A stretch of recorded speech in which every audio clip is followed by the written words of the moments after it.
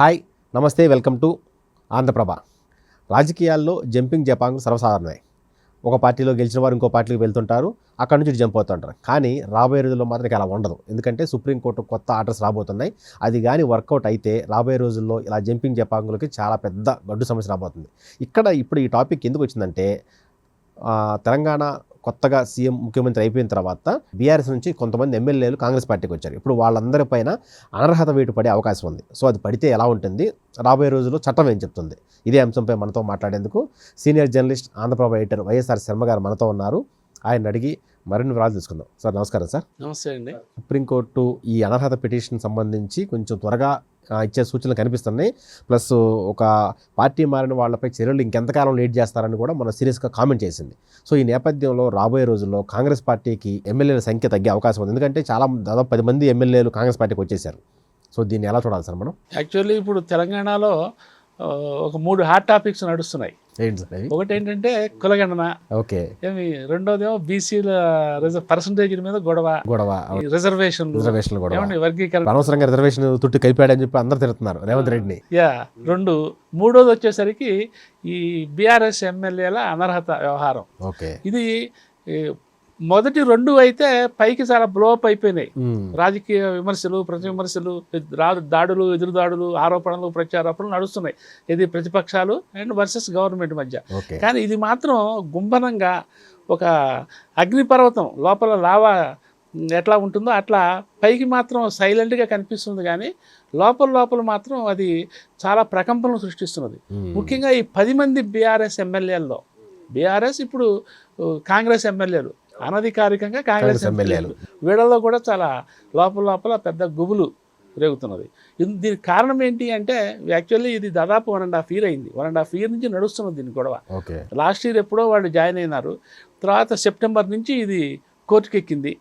ఇక సెప్టెంబర్ నుంచి హైకోర్టులో సింగిల్ జడ్జి బెంచ్ దగ్గర రావటము, దాన్నేమో ఆయన ఇచ్చిన తీర్పుని బీఆర్ఎస్ వాళ్ళు, పార్టీ వాళ్ళు అట్లా కాదు, హైకోర్టు డివిజన్ బెంచ్కి డివిజన్ బెంచ్ మళ్ళీ దాని మీద ఒక రిమార్క్ చేయటము, వీళ్ళేమో దాన్ని సుప్రీంకోర్టుకు తీసుకెళ్ళటము. అంటే హైకోర్టు డివిజన్ బెంచ్ ఏం చేసిందంటే రీజనబుల్ టైంలో దీన్ని తేల్చమని స్పీకర్ని అడిగింది. సో ఆ రీజనబుల్ టైం అంటే ఎంత, అసలు రీజనబుల్ వ్యవహారం ఏంటని చెప్పి వీళ్ళు సుప్రీంకోర్టుకి వెళ్ళారు. రీజనబుల్ టైం అంటే మళ్ళీ వచ్చే ఎలక్షన్ ముందు వరకు అంతే. గతంలో అదే జరిగింది కదా, చాలా చోట్ల అదే జరుగుతున్నది. గతంలో కాంగ్రెస్ ఎమ్మెల్యేలు చాలా మంది బీఆర్ఎస్కి వచ్చేసారు. ఆ వచ్చినప్పుడు వాళ్ళకి రీజనబుల్ టైం ఎలక్షన్ ముందు వరకు వచ్చింది. ఎలక్షన్ వచ్చేస్తాయి, ఇక అది అయిపోతుంది, ఆ ఇష్యూ అయిపోతుంది. అట్లాగే మహారాష్ట్రలో కూడా జరిగిన సందర్భాలు. అవును. సో ఏంటంటే ఇప్పుడు సుప్రీంకోర్టులో ఇది నడుస్తున్నది. యాక్చువల్లీ నిన్న సోమవారం కూడా దాని మీద విచారణ జరిగింది. మళ్ళీ అప్పుడు సుప్రీంకోర్టు కొన్ని కీలకమైన వ్యాఖ్యలు చేసింది, సీరియస్ వ్యాఖ్యలు చేసింది. అవి ఇప్పుడు ప్రకంపనలు సృష్టిస్తున్నాయి. అది బీఆర్ఎస్ ఎమ్మెల్యేల అనర్హత వ్యవహారాన్ని రీజనబుల్ టైం అంటే ఎంత, ఇప్పుడు మీరు అన్నట్టే రేపు మళ్ళీ ఎలక్షన్ వచ్చేదాకానా రీజనబుల్ టైము అని చెప్పి క్వశ్చన్ చేసి, అసలు ఈ గొడవేంది, కదేంది, 8 నెలలేంటి అని చెప్పి కేంద్ర ప్రభుత్వాన్ని అండ్ ఎలక్షన్ కమిషన్ కూడా లాగింది.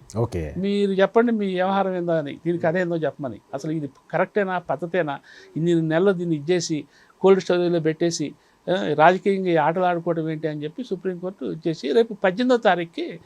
సో ఇదంతా నిన్నటి విచారణ, సుప్రీంకోర్టు వ్యాఖ్యలు చూసిన తర్వాత ఏంటంటే రేపు 18వ తారీఖు ఐసా పైసా తెలుస్తుంది సుప్రీంకోర్టు అని టెన్షన్ మొదలైంది.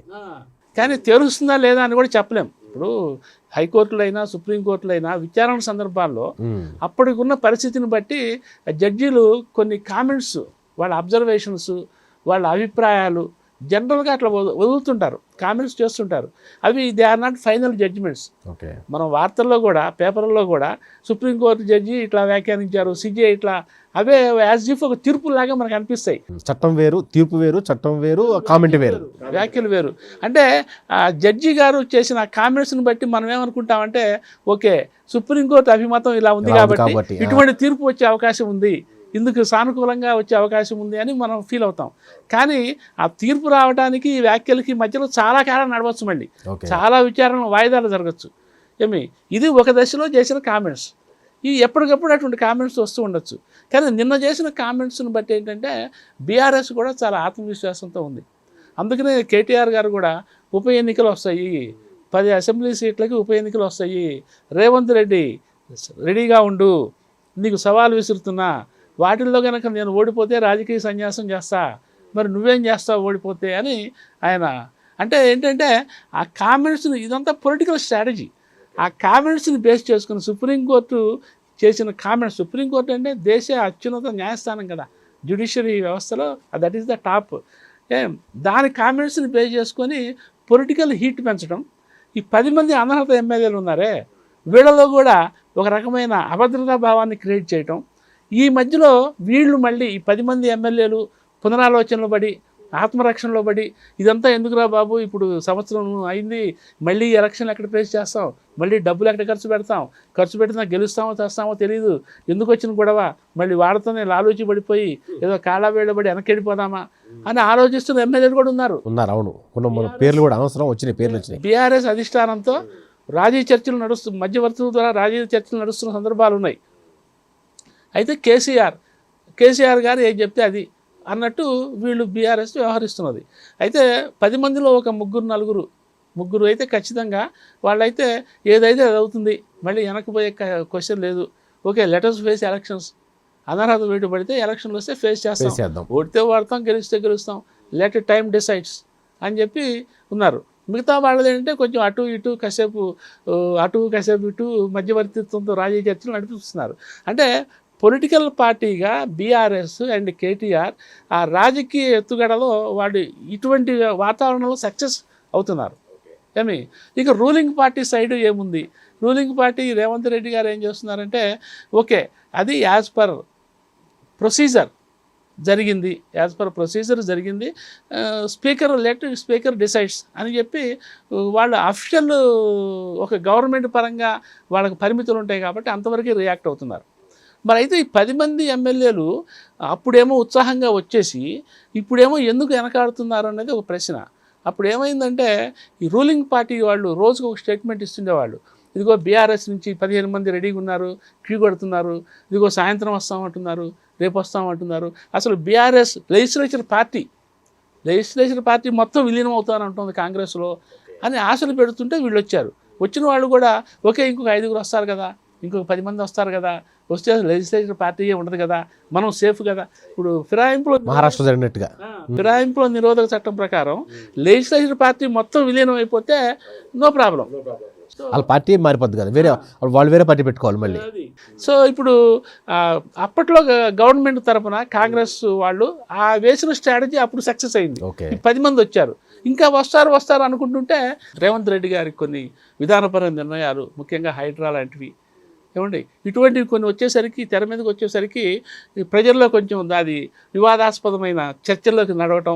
ఇప్పుడు ఈ హైడ్రా అంటే మీకు గుర్తొచ్చింది, హైడ్రా వచ్చిన తర్వాత దానం నాగేంద్ర రివర్స్ అయ్యాడు కంప్లీట్గా. ఇప్పుడు ఇంతకుముందు దానం నాగేంద్ర ఎలా ఉండేవాడు, కాంగ్రెస్ పార్టీ మీద ఏగవాలితే ఊరుకునేవాడు కాదు. రేవంత్ రెడ్డి ఎక్కడ ఉంటే 24 గంటలు రేవంత్ రెడ్డి వెనకే కనిపించేవాడు. ఇప్పుడు కనపట్లేదు. ఇప్పుడు హైడ్రా వచ్చిన తర్వాత ఖైరతాబాద్లో ఎవరైనా అడుగు పెడితే చంపేస్తా అంటున్నాడు. అది హైడ్రా అగెనిస్ట్గా మాట్లాడు, ఏముందో చూద్దాం ఎవరు అవుతారో ముఖ్యమంత్రులు అంటున్నాడు, మళ్ళీ కామెంట్ చేస్తున్నాడు. సో ఇటువంటి కొన్ని అవి వివాదాస్పదమా కాదా అనేది పక్కన పెడితే ప్రజల్లో భిన్నమైన అభిప్రాయాలు వ్యక్తం అవటం, ఒపీనియన్స్ డిఫర్ అవుతున్నాయి. సో ఈ నేపథ్యంలో ఏంటి, ప్రభుత్వం కొంచెం క్రెడిబిలిటీ క్వశ్చన్ మార్క్ అవుతున్న వాతావరణం కనిపిస్తుంది. అప్పుడు వీళ్ళల్లో భయం పట్టుకుంది, మనం అనవసరంగా తొందరపడి వచ్చామా, ఇటు చూస్తేనే ఎట్లా ఉంది పరిస్థితి, అటు సుప్రీంకోర్టు వ్యవహారం ఎట్లా ఉంది, మనం రెంటికి చెడ్డ రేవడైపోతామా అనే పరిస్థితి ఉన్నది. ఇటువంటి పరిస్థితుల్లో కాంగ్రెస్ పార్టీ ఏమో వీళ్ళని సంరక్షించుకోవాలి, సేఫ్ సైడ్ ఉంచుకోవాలి, వీలైతే ఇంకొంతమందిని లాక్కోవాలి. రేపు 18వ తారీఖు లోపు వీలైతే ఇంకొంతమందిని లాక్కోవాలి, కనీసం వీళ్ళు పోకుండా చూసుకోవాలి. ఇటు వీళ్ళేంటి, ఈ 18వ తారీఖు లోపు వీళ్ళందరూ మూకుమ్మడిగా గుంపగత్తుగా వస్తే చేర్చుకోవటమా లేదా, లేకపోతే రాజకీయంగా ఒక సంచలనాత్మకంగా ఎదురుదాడి చేయాలనుకుంటే వీళ్ళ అనర్హులు అయిపోతే ఎలక్షన్లు ఫేస్ చేస్తే ఇక్కడ బీఆర్ఎస్ ప్లస్ పాయింట్ ఉంది. ఒకవేళ ఆ 10 మంది కానీ సగం మంది ఓడిపోయినా కానీ ప్రభుత్వం వ్యతిరేకత ఉందని చెప్పుకునే అవకాశం ఉంటుంది. ఇప్పుడు 10 మంది కొత్త క్యాండిడేట్స్కి ఇచ్చి గెలిపిస్తే వాళ్ళు ప్రచారంలో కూడా వాళ్ళకి మోరల్ పాయింట్స్ ఉంటాయి, వాళ్ళకి ప్రచారం చేయడానికి. ఇదేమో ఆత్మరక్షణలో పడుతుంది, డిఫెన్స్లో పడ్డారు, వీళ్ళేమో ఎదురుదాడి చేయొచ్చు. 10కి 10 మంది గెలిచారనుకోండి, అప్పుడు రేవంత్ రెడ్డి ప్రభుత్వం నైతికత క్వశ్చన్ మార్క్ అవుతుంది. వీళ్ళు ఎదురుదాడి చేయడానికి ఇంకా చాలా ఎక్కువ స్పేస్ వచ్చేస్తుంది వాళ్ళకి. ఇంకొక చిన్న అవకాశం కూడా ఉంది సార్ ఇక్కడ. ఇప్పుడు వీళ్ళకి వచ్చిన సీట్లు 64, ఇది ఎంఐఎం కాకుండా ఓన్గా వచ్చిన సీట్లు. ఒకవేళ ఆ 10 మంది ఇందులోకి వెళ్ళిపోయి వీళ్ళ నుంచి ఇంకో 10 మంది వెనక్కి వెళ్ళి ఎంఐఎం వెనక్కి వెళ్తే పరిస్థితి మొత్తం తేడా వస్తుంది. రావచ్చు కూడా, అటువంటి పరిస్థితి కూడా రావచ్చు. అయితే ఈ మధ్యలో మరి బీజేపీ ఒకటి ఉంది. కాంగ్రెస్ వదులుకుంటే బీఆర్ఎస్ తన్నుకుపోతుంటే మనం చూస్తూ ఊరుకోవాలా, మనకు మార్గం ఏమిటి అనేది బీఆర్ఎస్ డైలమా కూడా. సో అంటే ఈ టర్మ్కి అయితే మాత్రం కాంగ్రెస్ వర్సెస్ బీఆర్ఎస్ మధ్య ఈ 10 మంది ఎమ్మెల్యేల ఇది వ్యవహారం నడుస్తూ ఉంటుంది. ఈ రేపు సుప్రీంకోర్టు తీర్పుతో అనర్హత పడితే వీళ్ళిద్దరూ పోటీ చేసుకుంటారు. మధ్యలో బీజేపీ కూడా ఎన్నికల రంగంలోకి దిగాల్సి ఉంటుంది. కానీ మరి బీఆర్ఎస్కి ఉన్న ఆ ఎథికల్ పాయింట్ అనేది ఈ బీజేపీకి ఎంతవరకు లభిస్తుంది అనేది చూడాలి. ఎందుకంటే ఈ 10 మంది ఎమ్మెల్యేల విషయం బీఆర్ఎస్ వర్సెస్ కాంగ్రెస్ అవును, వాళ్ళిద్దరి మధ్యన ఫైటింగ్ ఉంటుంది. ప్రజలు కూడా వీలైనంత వరకు వీళ్ళిద్దరి మధ్యన జడ్జిమెంట్ ఇవ్వడానికి ట్రై చేస్తారు. సో ఈ ఇష్యూ వరకు అయితే బీజేపీ జస్ట్ సైలెంట్ స్పెక్టేటర్గా మాత్రమే ఉండే అవకాశాలు కనిపిస్తున్నాయి. ఈ నెల 18కి తీర్పును వాయిదా వేసింది. 18 తరఫున మాత్రం ఒకవేళ కాంగ్రెస్ పార్టీకి నెగిటివ్గా తీర్పు వస్తే మాత్రం అర్హత వేయబడుతుంది. మళ్ళీ 10 మంది ఖచ్చితంగా పోటీ చేసి గెలవాల్సి ఉంటుంది. మరి రాబోయే రోజులు ఏం జరుగుతుందో చూద్దాం. Thank you.